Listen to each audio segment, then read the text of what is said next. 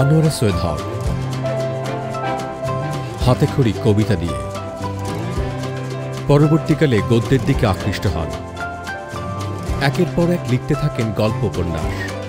জীবনে সেই বিশ্বস্ত বন্ধুটি, সেই অ্যান্ড্রিয়াস, তার স্বামীর কথা এখন বারবার করে মনে হয়। তিনি তো সালোমকে ভালোবেসেছিলেন তার নিজের মতো করে। তিনি তো স্বামীকে অনেক কষ্ট দিয়েছিলেন নিজের শারীরিক নৈকট্য থেকে তাকে বঞ্চিত করে। এখন মৃত স্বামীর কাছেও বিড়বিড় করে যেন ক্ষমা চান তিনি।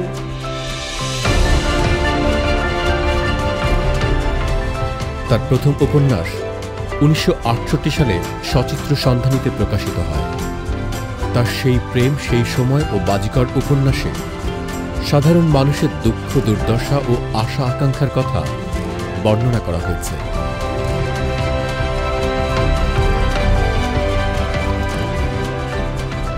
নগর ও ফুলের কাহিনী উপন্যাসে লিখেছেন তার ছেলেবেলার কথা। উপন্যাসে অবদানের জন্য 2010 সালে বাংলা একাডেমি পুরস্কার লাভ করেন তিনি। পারিবারিক জীবনে তিনি সব্যসাচী লেখক সৈয়দ শাহ এবং তিনি ইউডা বিশ্ববিদ্যালয়ের চারুকলা বিভাগের চেয়ারম্যান। আনোয়ারা আপা, আপনার সঙ্গে আমরা কথার যে দরজা খুলতে চাই, সেই দরজায় ফিরে যেতে চাই আপনার 14 বছর বয়সে। একটি গল্প লিখেছেন পরিবর্তন, পাঠিয়েছিলেন সেই সময়ের অসাধারণ একটি পত্রিকা আজাদে, এবং গল্পটা ছাপা হয়েছিল। যখন ছাপা হয়েছিল গল্পটি, কেমন লেগেছিল আপনার? আপনি যখন পেলেন বাড়িতে 14 বছর বয়সে, প্রায় আজ থেকে অনেক বছর আগে, 50-60 বছর আগে, কেমন মনে হয়েছে? বাড়ি থেকে একটু হুলস্থুল পড়েছিল? না, ঠিক হুলস্থুল পড়েনি, তবে গল্পটা আমার বাবা মাঝে মাঝে খবরের কাগজ পড়তেন দুপুরবেলা খাওয়া দাওয়ার পরে, একটু রিল্যাক্স করার সময় তিনি নিজের আপন মনে সেই গল্পটা পড়ছেন। আমার নাম হয়তো দেখেছেন, উনি বুঝতে পারেননি এটা আনোয়ারা বেগম, তো একটা অর্ডিনারি নাম। উনি ভাবছেন যে লিখেছে ওই নামের কোনো মেয়ে, তো উনি পড়ছেন। যখন 2-3 লাইন পড়েছেন আর আমি বাবার মাথার পাকা চুল বেছে দিচ্ছিলাম, হঠাৎ করে মনে হলো, আরে এই গল্পটা তো মনে হয় আমি লিখেছিলাম, কবে যেন পাঠিয়েছিলাম, 2-3 মাস হয়ে গেছে তো মাঝখানে, অত খেয়াল নেই। তাই বাবাকে বল, বাবা দেখি, দেখে বললো, বাবা এটা তো আমার লেখা।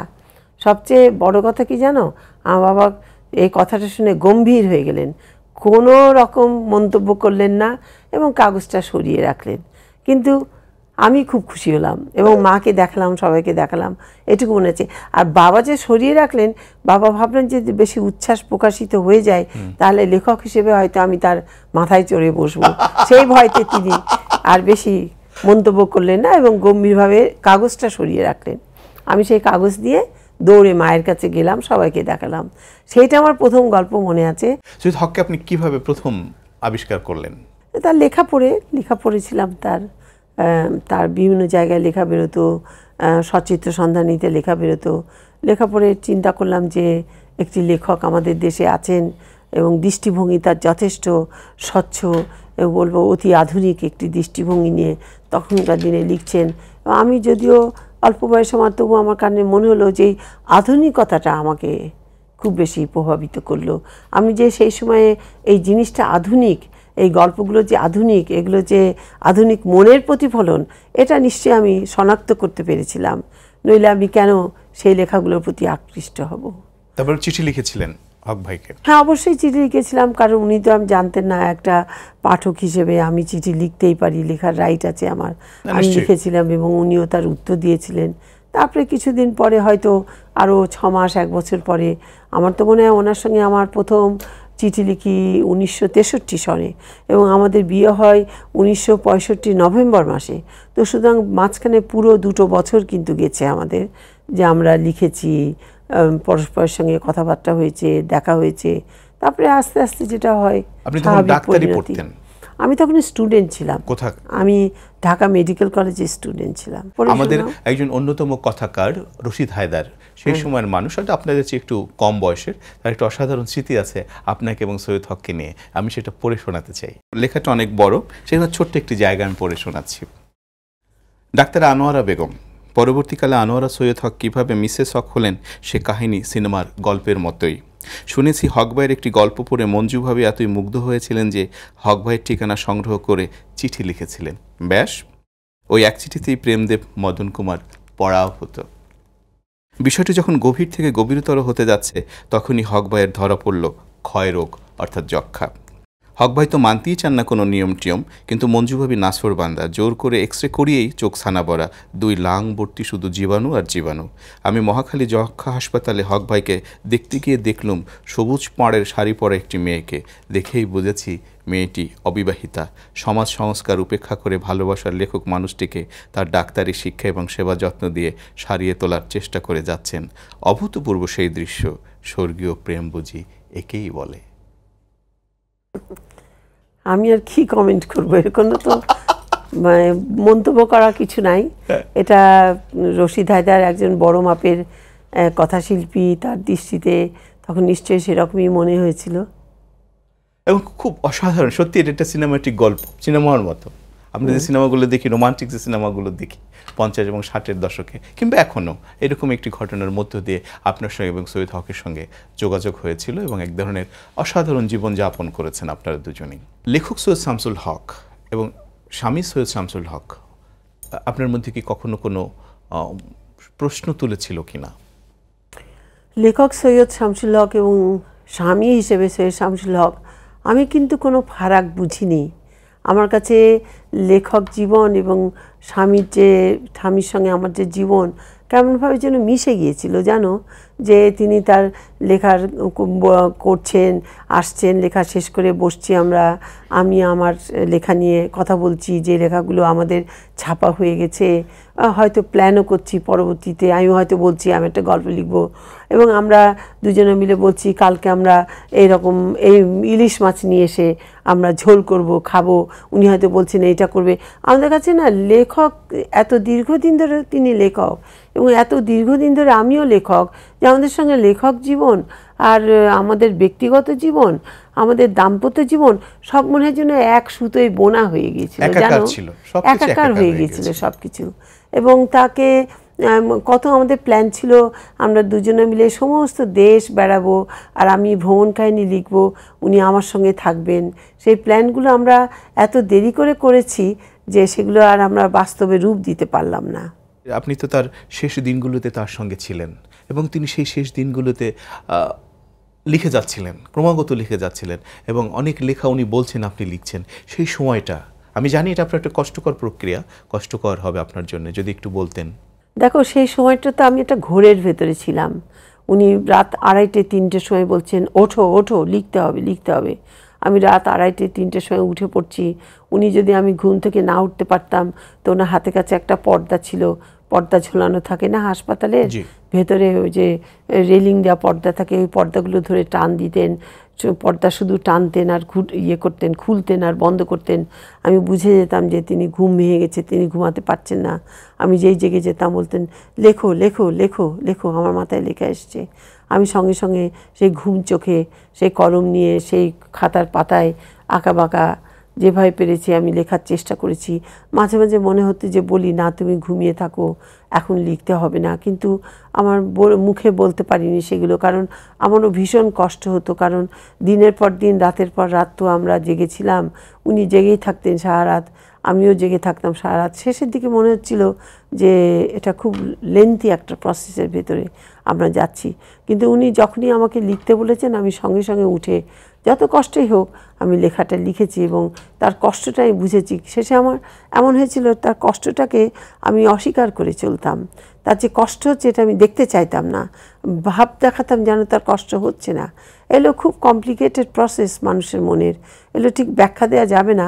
তবে এটা এক ধরনের ডিনায়াল বলে, যেটা অস্বীকার করছিলাম যে তার অসুখ হয়েছে, তিনি যে বেশি দিন বাঁচবেন না, এটা এই সত্যটা স্বীকার করে নেওয়া এত কষ্টের, এত দুঃখের, আমি পুরো জিনিসটাকে আমি অস্বীকার করে চলছিলাম। এই সময় আমাদের মাননীয় প্রধানমন্ত্রী আপনাদের পাশে বা ওনার পাশে খুব শক্ত হাতে দাঁড়িয়েছিলেন। হ্যাঁ, অবশ্যই। উনি বিদেশ যাওয়ার আগে উনি এসেছিলেন, উনি সৈয়দ হকের পাশে বসেছিলেন। ওনার বসার জায়গাটা নিচু ছিল, আর সৈয়দ হকের জায়গাটা উঁচু ছিল, বেডটা উঁচু ছিল, কিন্তু প্রধানমন্ত্রী কিছু মনে না করে ওখানেই বসলেন। তার হক ভাইয়ের হাত ধরে তিনি কথা বললেন, হক সাহেবও কথা বললেন, এবং আমার মনে হয় এত সুন্দর অপূর্ব দৃশ্য ছিল সেটা, যে দেশের প্রধানমন্ত্রী তার সমস্ত কিছু প্রোটোকল বাদ দিয়ে আপন মনে একজন, মানে কি বলবো, যে মাতৃ, মানে জননীর একটা ইয়ে হিসেবে ছবি হয়ে তিনি বসেছেন তার কাছে, একটা আশ্রয়দাত্রী, এবং সেই হিসেবে আমি বলবো যে হক সাহেব খুবই খুশি হয়েছিলেন। প্রধানমন্ত্রী যখন গিয়েছিলেন তার পরদিন হক সাহেবকে মনে হতো খুবই উজ্জীবিত এবং আশান্বিত। উনি বলছেন, আমি বঙ্গবন্ধুর উপর ইন সার্চ অফ বঙ্গবন্ধু লেখাটা লিখব, তোমাকে দিয়েই লেখাবো, আমি তোমাকে দিয়েই অনুলিখনটা করিয়ে ফেলবো, এটা সময় নষ্ট করা যাবে না। তারপরে তিনি কবিতা লিখলেন, তিনি আমাদের প্রধানমন্ত্রীকে নিয়ে একটা কবিতাও লিখলেন, তারপরে তিনি প্রধানমন্ত্রীকে নিয়ে একটি গানও লিখলেন, এবং তিনি শেষের দিকে খুব দ্রুততার সঙ্গে যা পেরেছেন লিখে গেছেন। এবং তিনি বললেন কি জানো, এতদিন আমি গল্প প্রবন্ধ লিখেছি, এখন আমি লিখছি গল্পপট। গল্পপট কি, তুমি লেখো। আমি লিখতে থাকলাম, তুই সে গল্পগুলোকে নাম দিলেন গল্পপট। পটে যেরকম ছবি ভেসে থাকে, ছবি ভেসে থাকার মতো গল্পগুলো তুমি যখন পড়ছো তোমার চোখে ছবির মতো ভেসে উঠছে। বললেন যে এই গল্পগুলোর নাম হবে গল্পপট। 8টি গল্প লিখতে পেরেছিলেন। সব শেষের গল্পটা তিনি লিখেছেন খুব সম্ভব 25 তারিখে দুপুরবেলা কি বিকেলের দিকে। আর 26 তারিখ থেকে তার শরীরটা খারাপ ছিল। 26 তারিখে বোধহয় বেলা 12টা-1টার দিকে তিনি আইসিইউতে চলে গেলেন। তিনি আমার বলেছিলেন, তুমি আমার হাত ছেড়ো না, তুমি হাত ধরে রাখবে। কিন্তু জানো মনি, আমার ওই দেখতে পারিনি বলে আমি হাত ছেড়ে দিয়েছিলাম, ছেড়ে দিয়ে চলে এসেছিলাম, এইদিকে এসে চুপচাপ বসেছিলাম। তারপরের দিনই তো চলে গেলেন। মানুষের যে ভালোবাসা পেয়েছিলেন, পাঠকদের যে ভালোবাসা পেয়েছেন, তা তো একজন লেখকের অনন্য অসাধারণ অর্জন। আপনার কি মনে হয় সেদিক থেকে হক ভাই? আমি মনে করি সে খুবই ভাগ্যবান। তিনি খুবই ভাগ্যবান একজন মানুষ, যিনি যে একজন রিকশাওয়ালা থেকে শুরু করে কবি, সাহিত্যিক, শিল্পী, গায়ক, সিনেমার অভিনেতা, অভিনেত্রী, কে না থাকে, এমনকি সাধারণ মানুষ। আমাকে সেদিন একজন বললেন যে আপনারা তো অনেক বড় বড় মানুষ, অনেক বড় বড় জায়গায় চলাচল করেন, আমরা সাধারণ মানুষ, আমার বউ, আমি একটা মাত্র বাচ্চা, আমরা সাধারণ জীবনযাপন করি। কিন্তু সৈয়দ হক যেদিন চলে গেলেন সেদিন আমার স্ত্রী এত কান্না কেঁদেছেন।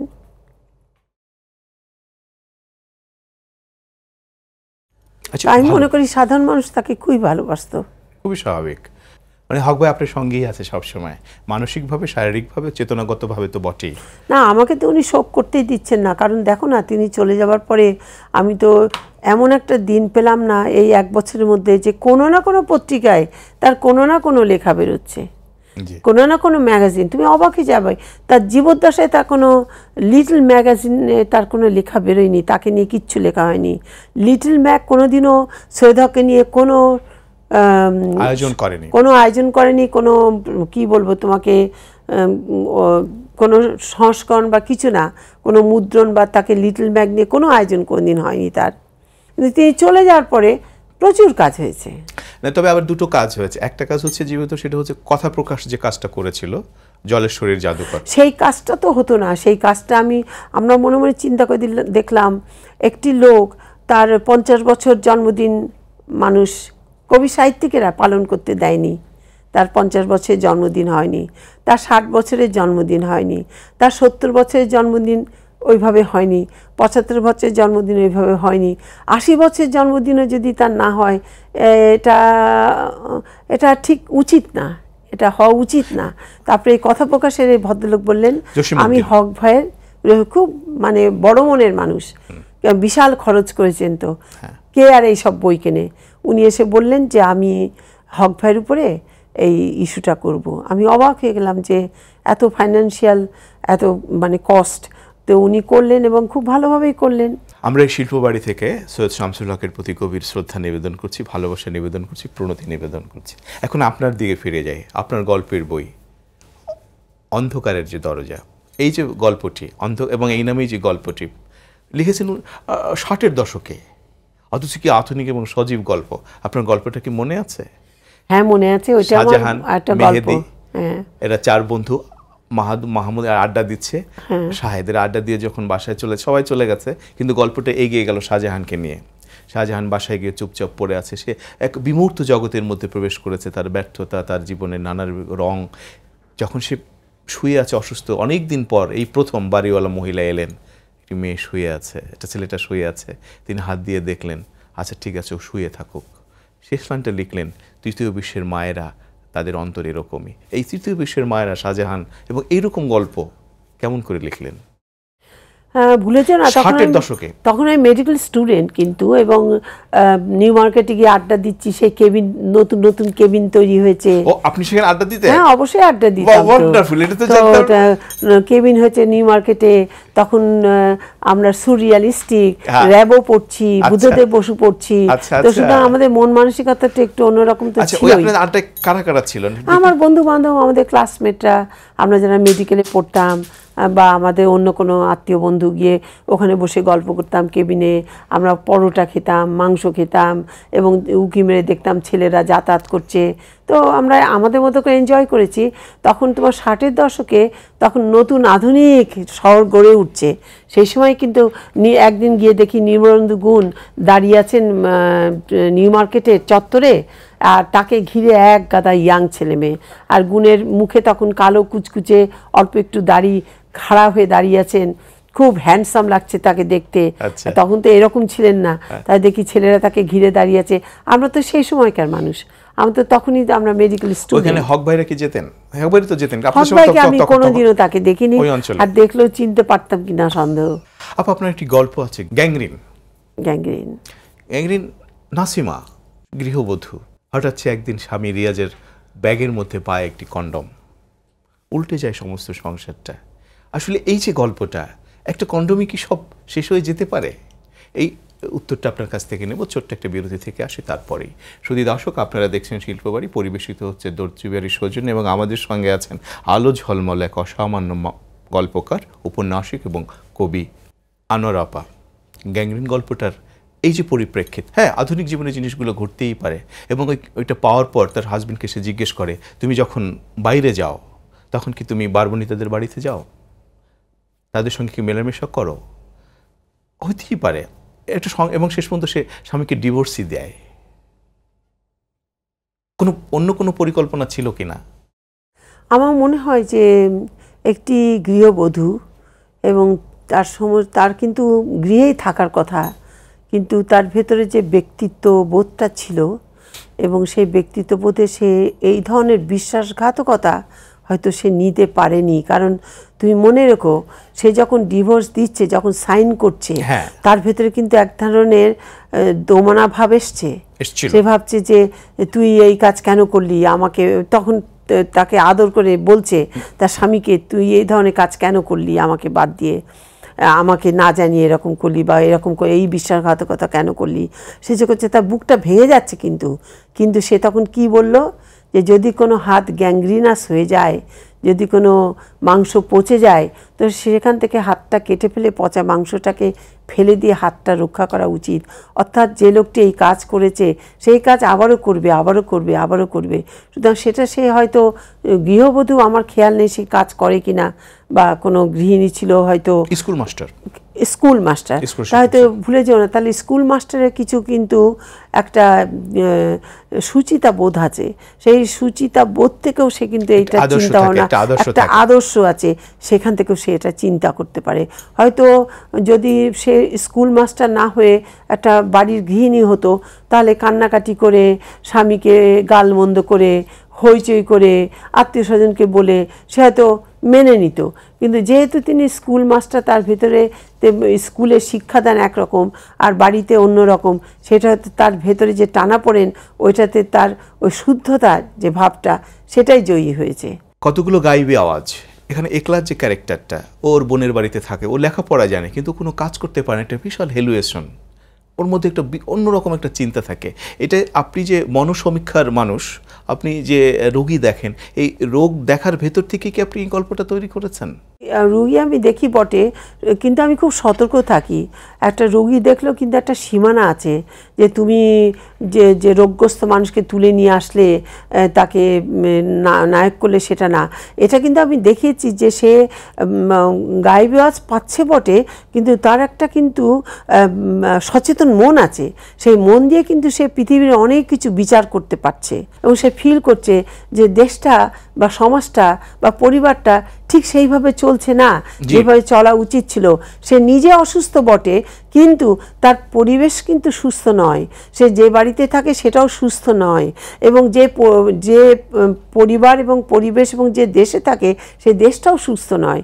সে নিজেই শুধু অসুস্থ নয়, সে সত্যিকারে অসুস্থ, কিন্তু যারা অসুস্থ নয় তারাও কিন্তু অসুস্থতার ভেতরেই বাস করছে। এটাই আপনি এ ক্লাসের মধ্য দিয়ে দেখাতে চেয়েছেন। হ্যাঁ, আমি যে বিকৃতি দেখাচ্ছি এ ক্লাস সত্যিকার অর্থে মানসিক অসুস্থ, কিন্তু সে যে চোখ দিয়ে সমাজটাকে দেখছে সেই সমাজও কিন্তু অসুস্থ, সেই পরিবারও অসুস্থ, পরিবেশও অসুস্থ। আপনার আরেকটি গল্প, আমি শর্মিলা ও বর্ণা। আমার তো মনে হয় আমাদের বাংলাদেশের কনসেপ্ট একটি অসাধারণ আধুনিক গল্প। 3 বন্ধু বান্ধবী একটা ছেলেকে ভালোবাসে, ওর নাম ফরহাদ। এটা কিভাবে সম্ভব? এবং এটা স্যাক্রিফাইসও করে ওর বন্ধুরা। এটা খুবই সম্ভব, এটা খুবই সম্ভব। তুমি মানে সেই কথা ধরো যে আমাদের কোনো নায়ক রাজ্জাক বা বলো যে তোমার কিংবা আলমগীর কিংবা সুচিত্রা সেনের সঙ্গে যিনি অভিনয় করতেন সবসময়, উত্তম কুমার, তো আমরা কি তাকে ভালোবাসি না? অবশ্যই ভালোবাসি, কারণ আমি জানি কিছু কিছু মেয়েদের বাড়িতে উত্তমের ছবি আছে তাদের লেখার টেবিলে, কারণ তিনি কিন্তু মানে অনেক মা তারপরে দাদি নানি হয়ে গেছেন, কিন্তু তিনি যে ছোটবেলায় উত্তমকে ভালোবেসেছিলেন উত্তমের ছবি কিন্তু এখনো তার টেবিলে আছে। আমি আমার এক আত্মীয়কে চিনি, সে একজন সিনেমা অভিনেতাকে খুব ভালোবাসে, সে তার বাচ্চা কাচ্চা হয়ে গেছে, কিন্তু সেই সিনেমা অভিনেতার আবার হিন্দি জগতের বম্বের তার ছবি আবার তার টেবিলে।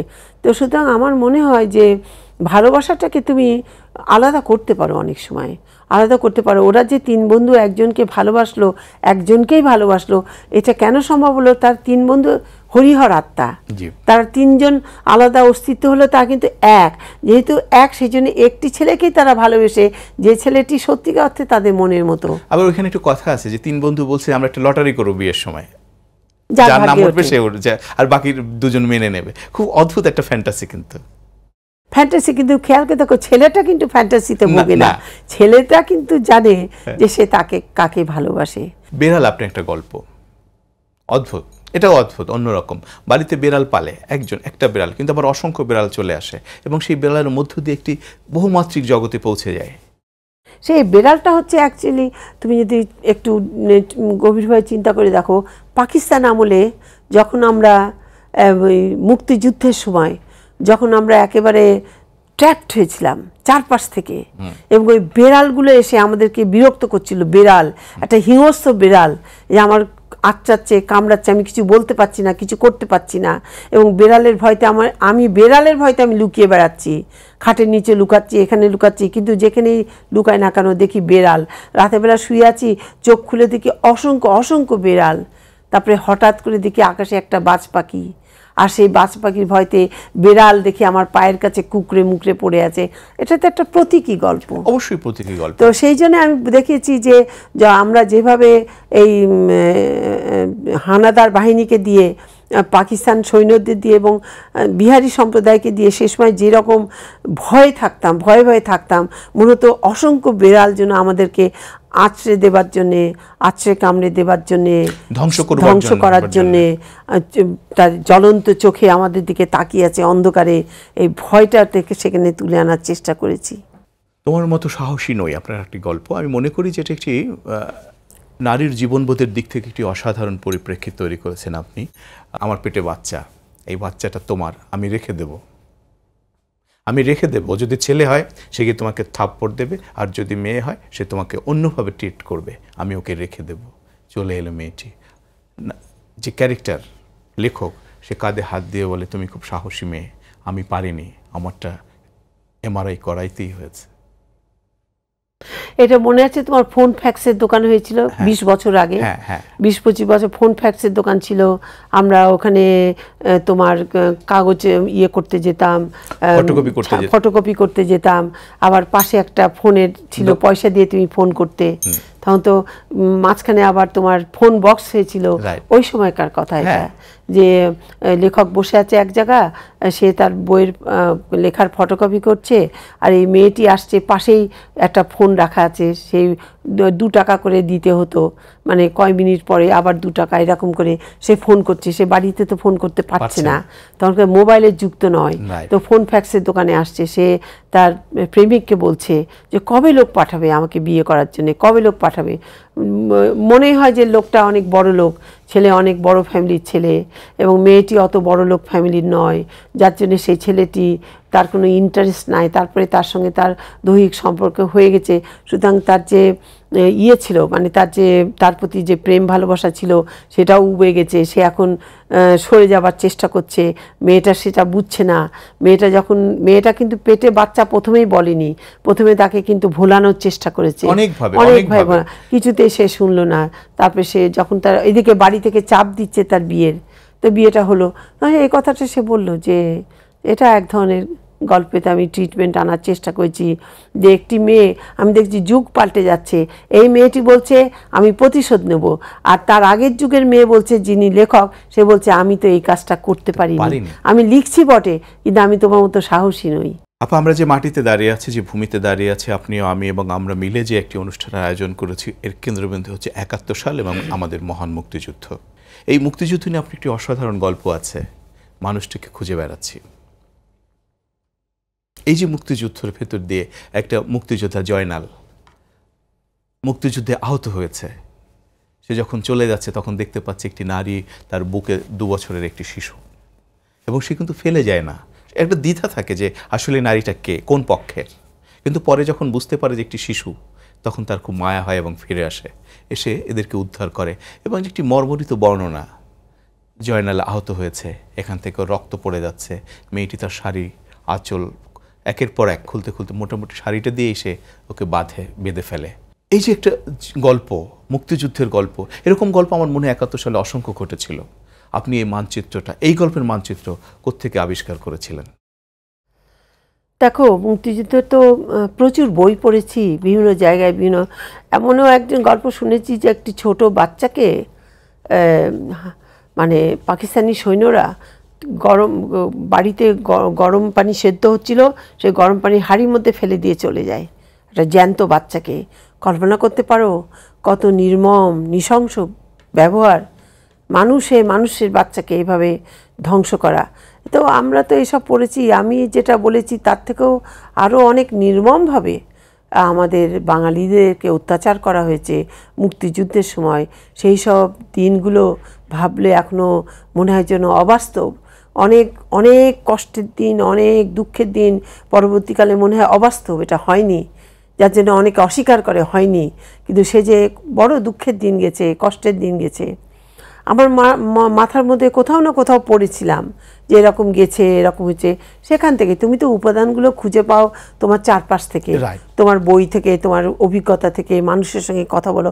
প্রচুর মানুষের সঙ্গে কথা বলেছি, তাদের মুক্তিযুদ্ধের অভিজ্ঞতা শুনেছি, তাদের কথা শুনেছি। সুতরাং এখান থেকে কোনো না কোনোভাবে মাথার ভেতরে আসে। কিভাবে আসে, কখন আসে, এই প্রক্রিয়াটা কিন্তু মনে রাখবে সবসময় অন্ধকারে আছে। রাইট। যে সৃজনী কর্মকাণ্ডের আড়ালে একটা ব্যাপার আছে যেটা আমরা কেউই ঠিক সেই মতো বিশ্লেষণ দিতে পারবো না। তুমি যদি বলো এটা কেন আপনার মাথায় এলো, কিভাবে লিখলেন, আমি বিশ্লেষণ দিতে পারবো না। কিন্তু যখন কলম নিয়ে বসেছিলাম মুক্তিযুদ্ধের উপর গল্প লিখবো বলে, তখন আমার ভেতরে এই জিনিসটা হয়েছে। কিভাবে হয়েছে এটা রহস্যই থাকবে। বিকাশ ভাই, ক্যানভাসের উপরে আপাকে তো রঙে এবং তুলিতে উদ্ভাসিত করে তুলেছেন। আপা দেখতে পাচ্ছেন না, আমি দেখতে পাচ্ছি, তো একটু বলবেন আপাকে?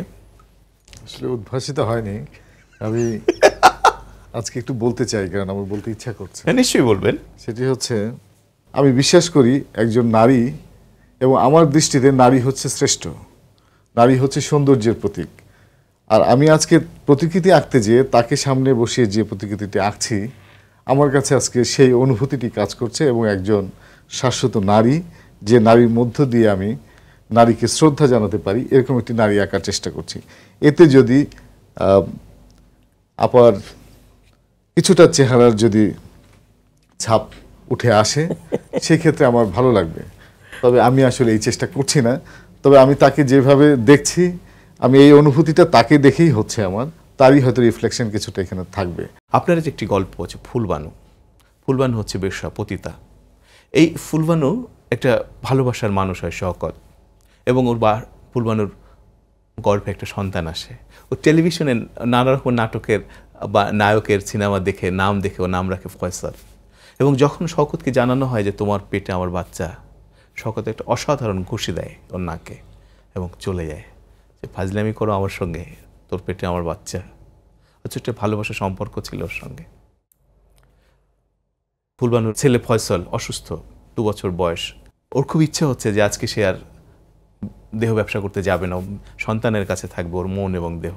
কিন্তু পরিস্থিতি বা মাসে বাধ্য করে। এই সময় ঘরে আর একটা লোক ঢোকে, এবং এই যে পরিস্থিতি, এই যে ভয়ঙ্কর একটা ব্যাপার। দেখো আমি যশোরে যেখানে আমি থাকতাম, আমার ছেলেবেলা গড়ে উঠেছে, আমাদের কয়েক রাস্তা পরেই ছিল এরকম একটা মানে পাড়া। সেখানে আমি ছোট মানুষ মাঝে মাঝে ঢুকে যেতাম ভিতরে, এবং মাঝে মাঝে দেখতাম তাদেরকে। অনেক সময় দেখেছি চুলের মুঠি ধরে তাদেরকে কেউ মারছে, বা তাদেরকে গালিগালাজ করছে অশ্রাব্য ভাষায়, এবং তাদেরকে হেনস্থা করছে। এগুলো আমার ছোট মানুষ ঘুরে ঘুরে দেখতাম, এবং সেখান থেকে আমার মনে হয়েছে, আরও বই পড়েছি, আরও অনেক কিছু দেখেছি, সেখান থেকে মনে হয়েছে যে মেয়েদের দুঃখী জীবন। তারপরে আমি ব্যবহৃতা লেখাটা লেখার সময় যে গিয়ে দেখে আসলাম বিভিন্ন জায়গায়, তো মেয়েদের যে দুঃখী জীবন, এই যত লেখাপড়া শিখুক আর যত টাকা পয়সা থাক না কেন, মেয়েদের ভিতরে এক ধরনের প্যাথোস আছে, এক ধরনের স্যাডনেস আছে। মেয়েরা কিন্তু যত বড়ই হোক না কেন, তাদের ভেতর থেকে এই করুণতা কিছুতেই যাবার নয়।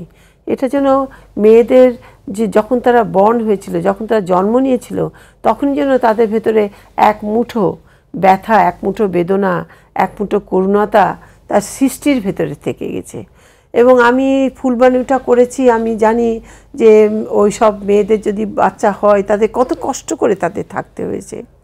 এমনও শুনেছি যে তোমার হয়তো খেয়াল আছে, কিছু বছর আগে এই যে এখানে আমাদের ঢাকা শহরে যে 12 বনিতাদের পিটিয়ে ইংলিশ রোডে যে পিটিয়ে তাদেরকে মেরে তুলে ফেলা হলো, এবং তাদের যে অর্জিত যে সম্পত্তিগুলো, টাকা পয়সাগুলো, সেগুলো যারা পিটিয়েছে তারাই কিন্তু চুরি করে নিয়ে চলে গেল।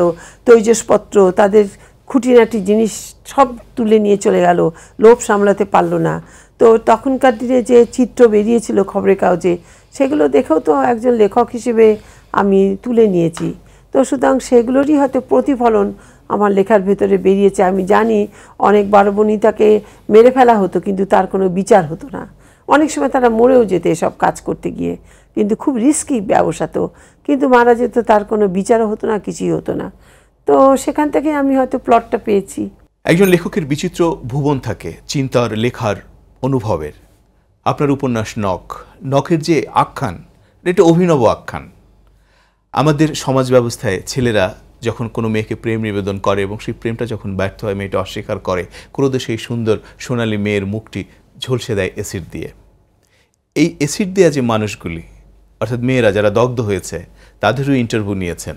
আবার যে সমস্ত ছেলেরা, যে পাশবিক ছেলেরা এই সোনার মেয়ের মুখ ধ্বংস করে দিয়েছে, জেলে গিয়ে তাদেরও আপনি ইন্টারভিউ নিয়েছেন, এবং ইন্টারভিউ নিয়ে এদের সাক্ষাৎকারের ভিত্তিতে একটি অসাধারণ উপন্যাস নখ বিষয়ে আপনার যে অনুভূতি এবং সৃষ্টির যে প্রক্রিয়া, সেটা একটু জানবো। ছোট্ট একটা বিরতি থেকে আসি, তারপরে শুধু দর্শক আপনারা দেখছেন শিল্পবাড়ি, পরিবেশিত হচ্ছে দর্জিবাড়ির সৌজন্যে, এবং এখন ভালো থাকুন। আপা, যেটা জিজ্ঞেস করছিলাম, জানতে চেয়েছিলাম নখ উপন্যাসের পরিপ্রেক্ষিত, আইডি এবং আখ্যান। এটা সেই সময় একটা এনজিও গ্রুপের সঙ্গে আমার আলাপ হয়, এবং আমি কিছু কাজ করি তাদের সঙ্গে। যখন শুনলাম তারা এই ধরনের একটা প্রজেক্ট হাতে নিয়েছেন, তখন তারা নিজেদের সমীক্ষার জন্য প্রয়োজনে করেছেন। আমি তাদের সঙ্গে মিশে যাই, এবং তারা যখন জেলখানায় যান ওদের ইন্টারভিউ নিতে, আমিও তাদের সঙ্গে যাই। তারা যতদিন গিয়েছিলেন জেলখানায় ইন্টারভিউ নিতে, জেলারের পারমিশন নিয়ে, তারা তো একটা মানে কি বলবো অথরাইজড এনজিও, তাদের তো যার পথ ছিল, তারা ওইভাবে গেলেন। আমিও তাদের সঙ্গে সঙ্গে গেলাম। তারা যখন ইন্টারভিউ নিলেন, আমিও বসেছিলাম।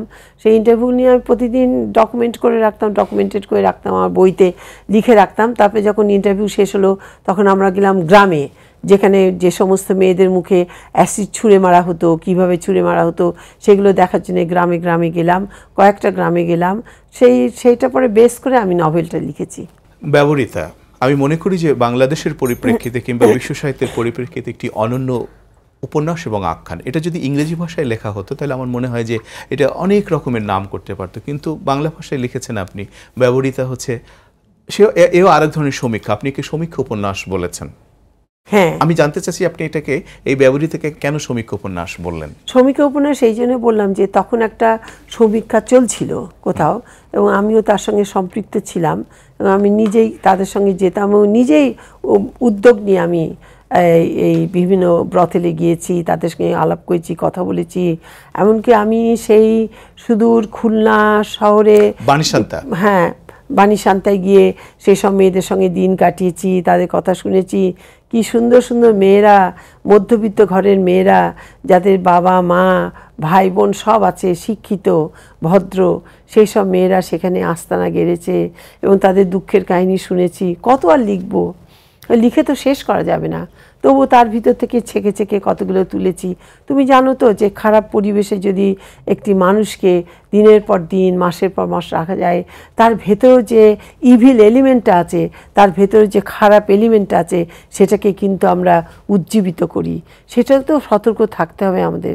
আমরা যাকে ভালো বলি সে আদতেই ভালো কিনা, যদি তাকে সেই বিপদের ভেতরে না ফেলছি, আমি তো বুঝতে পারবো না সে ভালো কিনা। আমরা একটা মানুষকে দেখে বলি ও ভালো, ও মন্দ, কিন্তু আমি মনে করি প্রতিটা মানুষের ভেতরেই ভালো এবং মন্দ একই সঙ্গে মিশে আছে।